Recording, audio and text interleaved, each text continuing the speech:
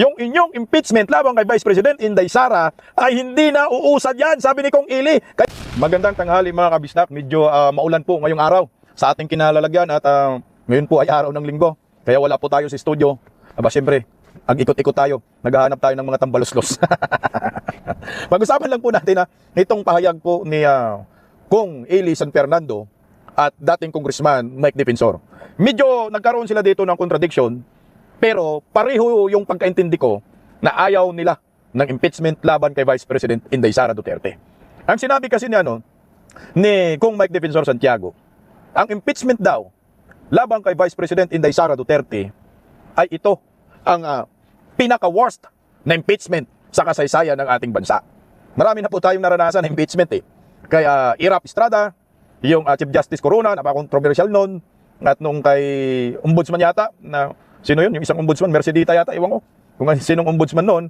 At saka, siyempre, si Bongbong Marcos, sinampahan rin po ng impeachment. Kaso nga lang, niluto lang drama, nabasura agad. At ito naman ngayon kay Vice President Inday Sara Duterte, na last year nga po, sinampahan ng impeachment at pinapaboran ng mga buhaya dyan sa Kongreso, pero nagkabulilyasuhan sila sa pagdating sa Supreme Court at diniklarang unconstitutional. Kaya umulit na naman ngayon ang mga makabayad black. Itong si Kong Eli San Fernando, minsan salasailit, salasalamig, hindi mo maintindihan. Kontra ba talaga sa mga Duterte? Sa mga Marcos? O di kaya na prinsipyo lang itong bagitong kongresistang ito? Kasi sabi niya, hindi na daw uusad ang impeachment laban kay Vice President Inday Sara Duterte. So kinontra niya dito, itong mga nagsampa ng impeachment, akbayan, makabayan, na talagang mabubuisit sa kanya. Magandang tanghali po sa ating lahat. Pa-like po muna, pa-share, pa-subscribe, at pakipindot po ang inyong notification bell para lagi po tayong updated sa ating mga video. So unahin po muna natin itong pahayag ni Kong Eli San Fernando. Narito po. Malabo raw na umusad pa ang panibagong reklamo laban kay VP Sara, habang expected na rin daw ang pagbasura sa impeachment complaint laban kay PBBM. Ayon yan kay Congressman Eli San Fernando. Anya, pansariling interes lang kasi ang iniisip ng mga kapwa kongresista. Narito ang Agenda Weekend Report ni Isaiah Mirafuentes ng Abante.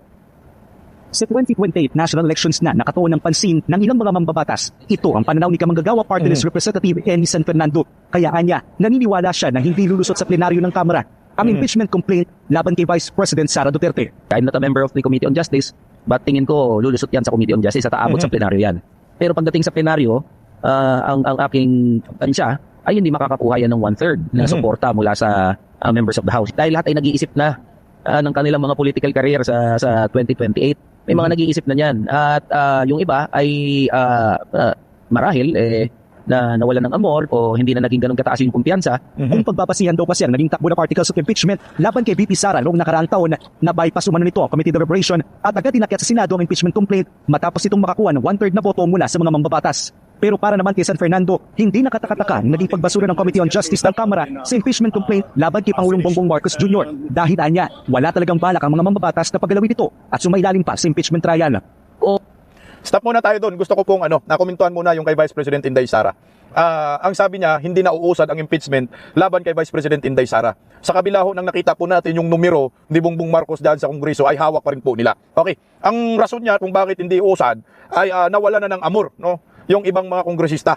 Dahil sa nakaraang impeachment ay hindi nga nagtagumpay. Pangalawa ay ang nakikita niya dito dahil ang iniisip na po ng mga kongresista ay 2028 presidential election na. At nawala na ng gana itong mga buhaya dyan sa Kongreso. Okay. So dito muna tayo sa nawalan na ng amor, nawalan na ng gana. Alam niyo po kasi, nung last year, 2025, impeachment labang kay Vice President Inday Sara Duterte, maliwanag po na yung proseso po ng impeachment ay ginago po ng mga buhaya. Yan ang malinaw dyan, Kaya pag tinignan po natin, yung mga kredibilidad ng mga hinayupak na yan na magtalakay ng impeachment ay hindi na po talaga mapagkatiwalaan pa. Tingnan mo ang ginawa nila kay Inday Sara noon ay hindi po dumaan sa Committee on Justice. Hindi na pag-usapan sa Committee on Justice. Walang pagtatalo, walang hearing. Kung ito ba'y informed and may substance pa. Yan ang maliwanag. Nakarang taon, sinorkat nila. At hindi man lang binigyan ng pagkakataon si Vice President Inday Sara na sumagot sa mga akusasyon ng mga complainant laban sa kanya. Anong ginawang magic? Nangalap po ng perma. Nangalap ng perma na umabot pa ng 200 plus at ang sabi nga ho ng ibang kongresista, hindi namin alam ang mga pinipirmahan namin. Dahil akala namin merienda lang. Merienda nga. Ang laki ng halaga ng merienda. Bawat perma ay 150 million pesos. Yan po yung mga balita-balita dyan sa impeachment. At agad inakyat doon sa impeachment court sa Senado. Hindi po dumaan sa plenaryo. Hindi pinagdidebatihan sa plenaryo. Kung ito ba'y ma-impeach Inday Sara or hindi. Kasi ang nakikita ko pong proceeding sa impeachment, nakikita ko kay Irap dyan sa Kongreso, nagbubutuhan talaga sila. Yes or no? Gusto mo bang ma-impeach yung impeachable officers or hindi? Malinaw po yung butuhan. Pero doon, sa nangyayari sa 2025 impeachment dyan sa Kamara, talagang sinorkat nila, nakakalikom lang ng pirma, walang deliberasyon, walang hearing, as in. Ang nangyayari ho, ginago nila ang impeachment process. At bulilyaso din po sila dahil yung articles of impeachment ay diniklarang unconstitutional ng korte. 2 bisis diniklara dahil ito po ay lumabag sa 1-year bar rule. Ang pagkakala siguro ni Tambaloslos ay ito ay basta-basta lang hayaan ng Korte Suprema at hindi magrereklamo ang kampo ni Vice President Inday Sara Duterte na technical sila. Yun ang maliwanag. So ngayon, yung sinabi naman ho ni Kung Eli na wala nang gana, no? Wala nang interest, wala nang parang hindi na po ito uusad pa. Kasi wala nang pakialam ang mga kongresista. Bakit po? Di ba merong pangako itong si Martin Romualdez sa mga kongresista? Ano po yung pangako? Pag pumirma kayo, sumuporta kayo sa impeachment laban kay Vice President Inday Sara, meron kayong for liter release na budget. Ang tanong, nasan yung for liter release na budget? Di ba sumumbong si Toby Chanco, nagsumbong kay Bungit, na bakit ganito? Ginamit, sinakripisyo ni Martin Romualdez ang political capital mo, Pangulong Bongbong Marcos, yung for liter release. Yun yung ipinangako. Malamang sa malamang, wala pong nangyayari dyan. Siguro yung iba nakatanggap kasi maraming ghost projects, pero siguro yung iba wala. As in. So nawawalan sila ng gana. Bakit? Lalo na ngayon. Napaka-controversial na po ngayon yung flood control under Marcos admin, mga buhaya, no? Sangkot kayong lahat. Pangatlo, yung 2028 presidential election. Kung ako kongresista, bakit ba ako makikilahok dyan? Pagdating sa plenaryo, magbubutuhan kami, makikita ng taong bayan, putang ina, bumuto ako ng ma-impeach Inday Sara. Ano ang mangyayari sa akin? At bukod pa riyan, para silang nagpapatiwakal, kumuha sila ng bato, pinukpok nila sa mga ulo nila. Yung gusto nilang i-impeach ay isang Vice President Inday Sara na mataas pa ang approval rating kumpara sa presidenteng nakaupo ngayon. Kaya, ang tiningnan po natin, mukhang tama po dito si Kung Eli San Fernando, para sa akin. Kasi ang proseso niyan, ngayon, kung hindi nila susundin yung proseso na ginawa nila kay Bongbong Marcos, salata sila, maraming magurumentado. Idaan sa Committee on Justice, pag-uusapan, pagkatapos sa Committee on Justice, doon, idadaan sa plenaryo. Pakinggan natin yung komento niya kay Bongbong Marcos na sabi niya, expected na ang reklamo na ibabasura. O ito, pakinggan natin. Kung ang climate o ang politika sa loob ng House is dinidim niya na ma-impeach yan. At kahit naman gaano katibay yung mga ebidensya, kung ayaw ng mga kaalyado na umusad yan, hindi talaga uusad yan. Exactly. Yun yung nature ng impeachment process. Tinawag din niyang drama at ingay lang ang mga impeachment complaint na inihangin sa Kamara dahil ang lahat ng ito ay para lang daw sa politika at pansariling interes. Nakakalungkot lang kasi dahil dito sa usapin ng politika, naiiwanan din yung iba pang mahalagang trabaho ng Kongreso. At yun yung mga paggawa ng mga meaningful ng mga batas. We are missing the bigger picture. At ano yun, yung mga Pilipino at mga manggagawa mismo, wala namang pakialam sa impeachment.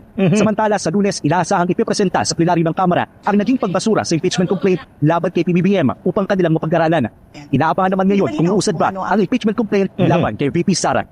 Gusto ko po yung komentuhan ko lang yung sinasabi ni Eli San Fernando na drama lang. Itong impeachment laban kay Bongbong Marcos, puta 100%. Drama or optics sarswila. Yung impeachment laban kay Bongbong Marcos. Ang gusto lang naman nila yung 1-year bar rule. Yung 1-year bar rule. Na hindi makapagsampa ng ang mga lehitimong galit sa gobyernong ito ng impeachment na may matibay na basihan. Yun yung maliwanag dyan. Tingnan mo, yung si Jesus, utangin na, tuta ni Lisa. Itong Makabayan, tutar niya ni Bangag, mga akbayan, mga makaliwang grupo. Si Dilima, nagsampa ng impeachment pero nagdidepinsa na hindi pwedeng ma-impeach si Bongbong Marcos kahit lango sa pulburon. Mantakin mo. Kaya tama, expected na ibabasura ho ito. Meron pa silang sa plenaryo bukas, no? Pag-uusapan kung kaya bang i-reverse ang desisyon ng Committee on Justice, makakuha ng 1/3 votes, mga 105. Wala na yan, wala nang mag-motion yan. Kung meron man siguro, papalag sila Laila de Lima, Percy Tabi, drama na lang ho yan. Yun ang maliwanag po dyan. Okay, so pag-usapan naman natin itong pahayag ni Mike Defensor. Kung sa pahayag ni Kung Eli, hindi uusad yung impeachment at mababasura agad dahil wala nang ganang mga kongresista dahil busy na rin sa 2028 election, pero kakaiba si Mike Defensor. Ang sabi niya ay lahat daw ng resources ng gobyernong Bangag ay gagamitin para lamang ma-impeach at ma-convict si Vice President Inday Sara Duterte. At tinawag niyang ito ang pinaka-worst impeachment laban kay Inday Sara. Pakinggan natin itong si Mike Defensor. And I think this will be the worst impeachment process of the Vice President. Kasi gagamitin ng administrasyon ang lahat ng resources niya, ang lahat ng pinanghahawakan niya, maging ang Estado, pananakot, para makonvict si Inday Sara. para pagdating ng eleksyon sa 2028, libre sila. I supported President Marcos believing ng pangako niya, lilinisin niya yung kanilang pangalan. Ang sabi nila, unity, magkasama yung dalawa. So, sinuportan ko yung dalawa. Ano yung unang binilate? Yung pagiging pagkakaisa, away kaagad. Pangalawa, itong pera. Na ngayon mo lang nakita talaga yung organisadong pagnanakaw ng pondo. Ang nakakalungkot ngayon, kung titingnan ninyo, lahat ng institusyon ng ating bansa, Kongreso, Senado, sangkot doon sa sinasabing nakawan. Pero yung malungkot sa committee report, ilan lang yung nailagay na pangalan. Ako, Stop muna tayo doon. Gusto ko pong dugtungan. Komentuhan yung sinabi niya na ito na nga ho yung pinaka-worst na impeachment. Dahil gagamitin po ng gobyernong ito ang lahat ng resources para makonvict si Vice President Inday Sara para sa 2028 presidential election. Wala na pong balakid sa kanila. Putsang na grabe no si Inday Sara, no? Talagang bida na bida yung datingan ni Inday Sara at yung mga bumabanat sa kanya kontrabidang. Hindi. So ibig sabihin nito, uubusin ni Bongbong Marcos ang lahat ng pira ng bayan, lilimasin, pambayad sa mga buhaya, pambayad sa mga kongresistang pipirma, pambayad sa mga senador na pipirma para makonvict si Vice President Inday Sara at para wala na silang kalaban sa 2028 presidential election. Putang ina, isang malaking kahibangan, isang malaking obsession na po ito ginawa ng Marcos admin, lalo na to si Lisa Bakit. Tanggapin nyo na lang kasi na hindi po ninyo kayang i-impeach si Vice President Inday Sara. Tanggapin nyo na ho kasi na mahal ng taong bayan si Vice President Inday Sara Duterte. Period. Yan ang maliwanag dyan. Hindi nyo kayang higitan pa ang pagmamahal ng maraming Pilipino kay Inday Sara. Nakita po kasi ng maraming Pilipino yung serbisyo publiko, yung pagiging public servant ni Inday Sara. Mantakin mo, nag-iisang Snow White sa ating bansa. Pinagtutulungan ng mga duwindi, mga kapre, putangina, mga tikbalang, aswang, vampira, buhaya. Oh, natinag ba si Inday? Hindi. Nasira ba ang kredibilidad ni Inday? Hindi. Kasi alam ng taong bayan na lahat yan ay gawa-gawa lamang. Wala nang maniniwala dyan sa impeachment na yan. Kung gagawin ni Bongbong Marcos yan, full force, lahat ng resources ng gobyerno, putangina, baka siya pa ang maunang makaladkad dyan sa Palasyo de Pulburon. Magagalit ang taong bayan yan. Tuloy kong. tingin ko talaga, and I'm not referring to the Makabayan Bloc, I'm pointing to the administration. Political tong ginagawa nila kay VP Inday Sara. Dahil from day one, ang sinasabi ko nga, huwag natin idamay ang Makabayan Bloc because wag kayong Makabayan Bloc, whether the administration will point to it or not, will file that case. Kahit na kayo administration, finailan nila yung case. So, consistent. Ang ayoko, yung ibang group, Butang ina, Mike Defensor, huwag kang magtiwala sa Makabayan Block. Makabayad talaga yan. Tangina na. Mike naman talaga, parang ngayon lang. Sir, dahan-dahan ka sir, huwag ka masyado magtiwala dyan kay Friends Castro, Raul Manuel, putang ina mga basura yung Makabayan na yan. grupo. Nag-file doon kay VP Inday, pero doon kay Presidente hindi. Pwede mo bang mapakalanan ng grupong yon? Hindi, nakita naman sa video eh. Pero kasi di ba, ang linaw.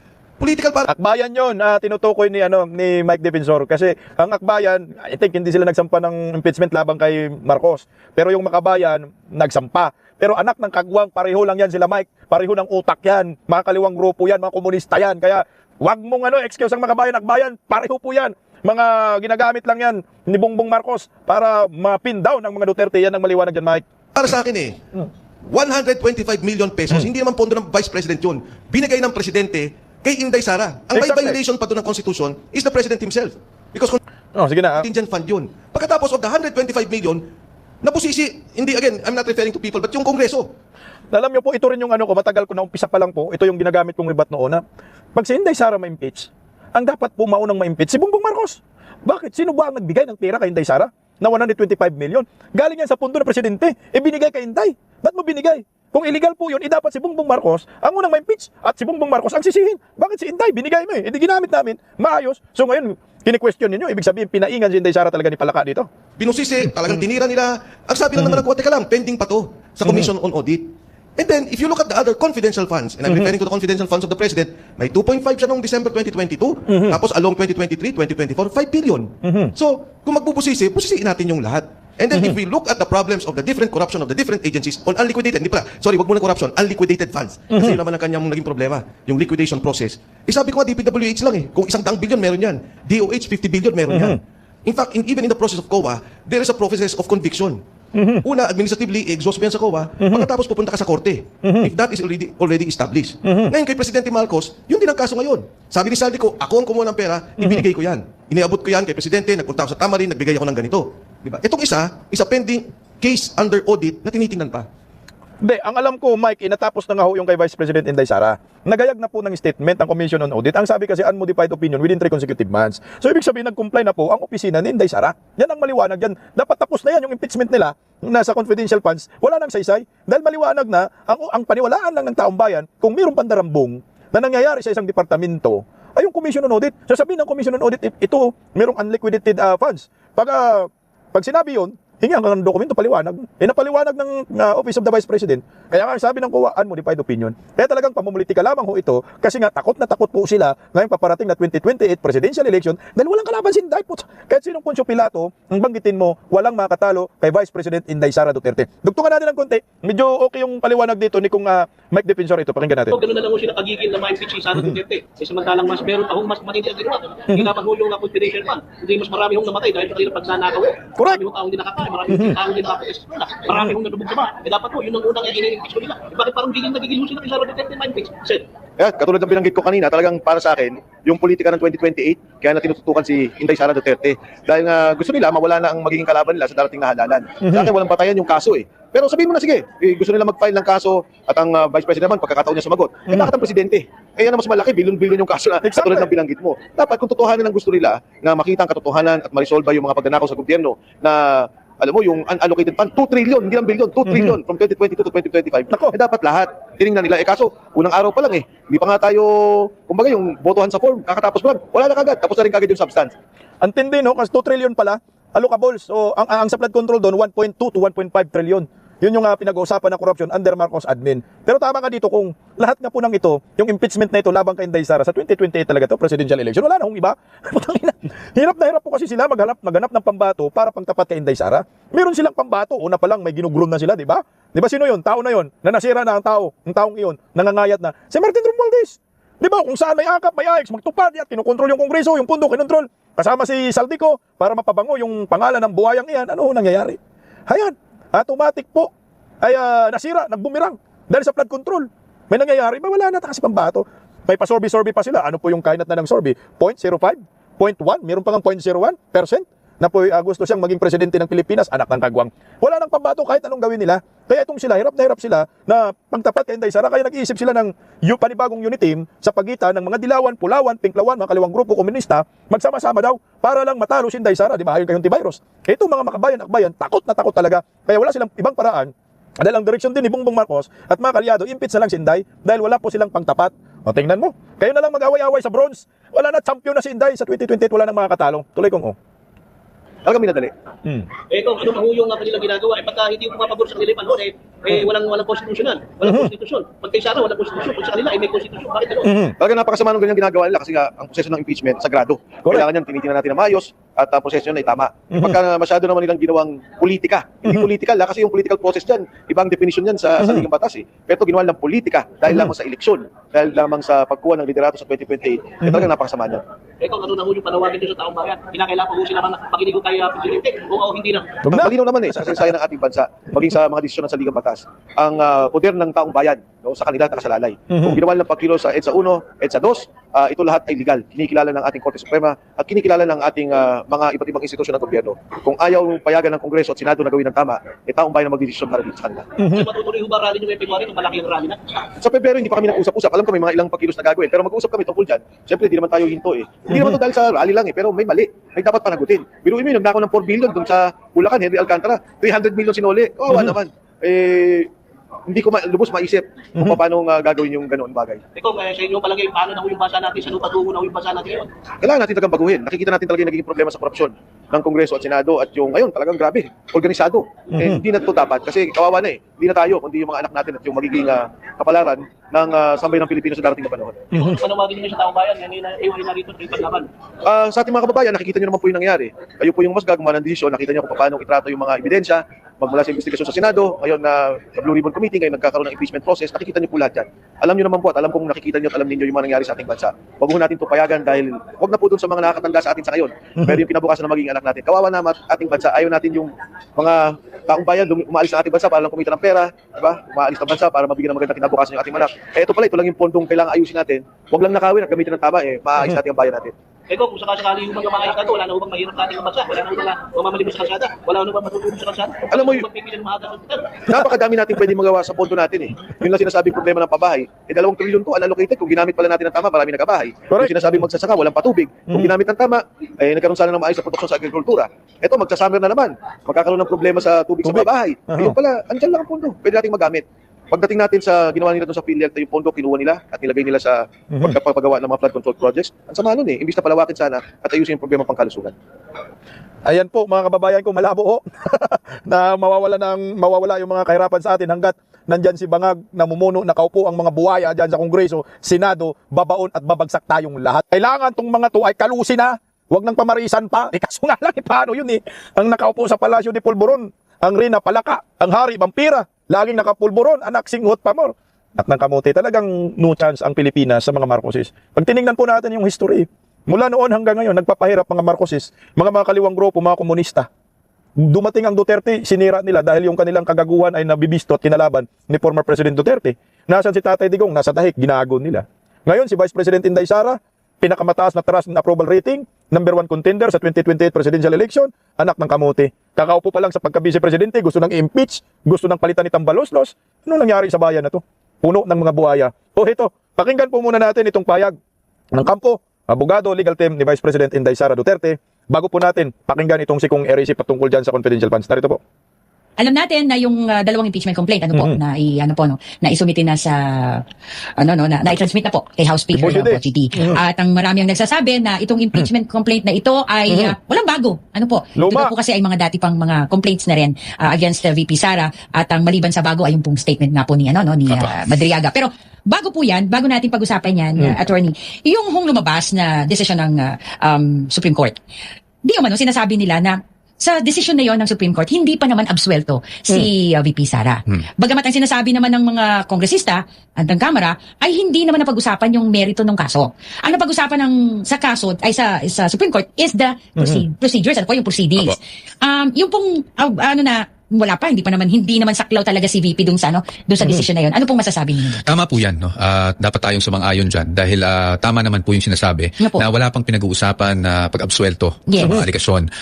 In fact, nung tinatanong po kami kung, attorney, do you feel vindicated? Ang parati ko pong sinasabi ay hindi po tamang word ang vindication. Dahil ang vindication, pumapasok lang yan pag ikaw ay naabsuelto na sa mga aligasyon. No? At tama naman po, as masang-ayon tayo sa ganyang pananaw, na itong nangyari sa Supreme Court ay napansin lang kasi natin may mga pagkakamali sa naging proseso ng pag-initiate ng impeachment complaint, at yun po yung dinulog natin sa Supreme Court. Siyempre po, natutuwa naman tayo na na-consider ang ating mga argumento at naging favorable sa atin ang desisyon. Ganun pa man, ay eto na nga, meron tayong second round of impeachment complaints at marahil masabi nga natin very similar yung mga aligasyon at handa naman po tayong harapin yung mga aligasyon. Tama dito si Atty. Apo. Wala naman talagang sinabi na yung akusasyon laban kay Vice President Inday Sara ay walang kwenta or talagang gawa-gawa in legal term. Hindi naman sinabi ng Korte Suprema. Pero nung pagkabasura po ng impeachment na yan, na sinabi ng Supreme Court na unconstitutional at nag-motion pa sila, nagkaroon pa ng final decision ng Supreme Court, final executory, na unconstitutional ng articles of impeachment, then pa lang masasabi na natin na Atty. Michael Pua na yung akusasyon labang kay Vice President Inday Sara ay talagang gawa-gawa 100%. Kasi kung hindi ito gawa-gawa, dapat dinaan nila sa tamang proseso. Merong due process. Ano lang po ang purpose ng impeachment na yan? Para lamang sirain si Inday Sara at gawa ng kwento, baka sakaling masira ang pangalan niya. Hindi nga kaya nga nagsasabi si Leonin, huwag kayong magsampa ng impeachment. Kung ang purpose lamang ninyo ay gusto lang ninyo mag-trending sa social media at may pang-post para mapag-usapan for content. Sabi ni Leonin, yun yung bood nun Kaya nga pag tinignan natin, buti may Supreme Court at buti rin sila ni Michael Pua, dumulog sila sa korte at nanalo sila. Doon pa lang, sasabihin ko, ito ay vindication po talaga para sa akin na ang purpose nitong decision ng Supreme Court ay magmumukha ng Korte Suprema na yung impeachment laban kay Inday Sara ay puro palabas lamang at scripted lamang. Ang layunin ay wasakin ang mga Duterte. Tuloy, sir. Nakita niyo na ho ba yung complaint? Officially, wala pa tayong natatanggap, no? But syempre po, may mga kumalat na online. At syempre, binasa na namin po yung mga yan. Grounds nila, Opo, very similar. Sabi ko nga parati, I don't want to naman say pre-filing lang. Kasi insulto rin yan sa mga nag-file dahil talagang, I'm sure pinaglaanan din nila ng panahon yan para buuin yung mga complaints na yan. So, although it's not a refiling, it's very similar yung mga allegations. May nabanggit nyo nga kanina, may mga dinagdag naman katulad ng affidavit ng magangalang Mr. Ramil Madriaga, which the defense also expected. No? Nung lumabas yung affidavit ni Mr. Madriaga about 2 months ago, I think, from today, ay na-anticipate na po natin na maaring isa ito sa isasama sa second round ng mga impeachment complaints na ihain laban sa Vice President. Pero sinagot naman ho ng Anak ng kagwang, yan yung bago. Na parang magmukhang bago lang ba? Parang hindi sasabihin, nag-refile lang kayo. Isim lang din naman yung reklamo, confidential funds lang naman anak ng kamote. Yan rin naman ang kanilang mga reklamo, confidential funds. Dinagdag lang nila Ila de Lima yung anak ng kamote, yung si Madriaga. Yung akid na po ransom group, dinagdag nila, mantakin mo, kumuha pa kayo ng witness, walang kredibilidad, utangin na kriminal. Ay, hinumin. Kinasuhan na yan ng mga general ng mga PSD, kinasuhan na si Madriaga kasama yung abogado ni Madriaga. Hindi sira yung kredibilidad nila dyan. Anak ng wala talagang kredibilidad. Itong akbayan. No, ni VP yan na hindi niya talaga kilala si Opo. Madriaga. Hindi niya kilala. At I think yung mga tao rin na na-mention Nagsampa doon, kasi na. hindi lang si VP ang na-mention, may Correct, mga opo. ibang mga personalidad na na-mention doon. Yung isa doon, naghain na rin ng kaso laban kay Madriaga. Although hindi ko alam yung detalye dahil hindi akong abogado doon. But marami na rin naglabas ng kanilang statements sa social media, online na walang katotohanan yung sinasabi ni Madriaga. So kami naman sa defense team, handa rin kaming sagutin yan point by point yung mga aligasyon laban sa Vice Presidente na ayon doon sa affidavit para maipakita na walang katotohanan yung mga paratang doon ni Madriaga. Putangin na magkahiyaan sila ngayon. Si Madriaga pa talaga. Anak ng kagwang. Wala na ho yan. Useless. Yung isinampa ninyong impeachment. Pakinggan natin muna itong ay basahan natin sila Ladisaba bago yung si Erice. Pareho sila itong mga dilawan Sabi ni Saba dyan, at sa paglilitis ay hindi pwedeng ang sagot ni Vice President Sara Duterte ay patutsada. Kasi yung statement kanina upang mamuliti ka lang, patunayan ng walang basihan ang mga aligasyon. Dahil kung hindi dapat siyang managot sa mga akusasyon ng paglustay sa pira ng taong bayan. Utangin paglustay ng pira sa taong bayan, si Inday Sara sinasabihan niya, pero si Bongbong Marcos hindi niya sinabihan. Ang Laila de Lima, confidential funds, unmodified opinion. Pakinggan mo naman ang RISMAC. Ito, Liberal Party din to, Laila de Lima. Ito, pakinggan mo, ML Party List. Yung sa intelligence funds, tatagal ko sa gobyerno, alam ko po, yung mayor, governor, intelligence agencies, police, mas si presidente, pagka po intelligence fund, hindi requirement na ilagay mo yung tunay na pangalan ng mga recipients. Ayan Asset yun, intelligence asset, may lalagay yung pangalan, expose mo. Kaya sasabit mo yan, enclosed envelope, sa Commission of Audit. Seal yan. Yung intelligence fund po, unlike yan any other funds sa ating budget, Ganun naman talaga ang Intel funds.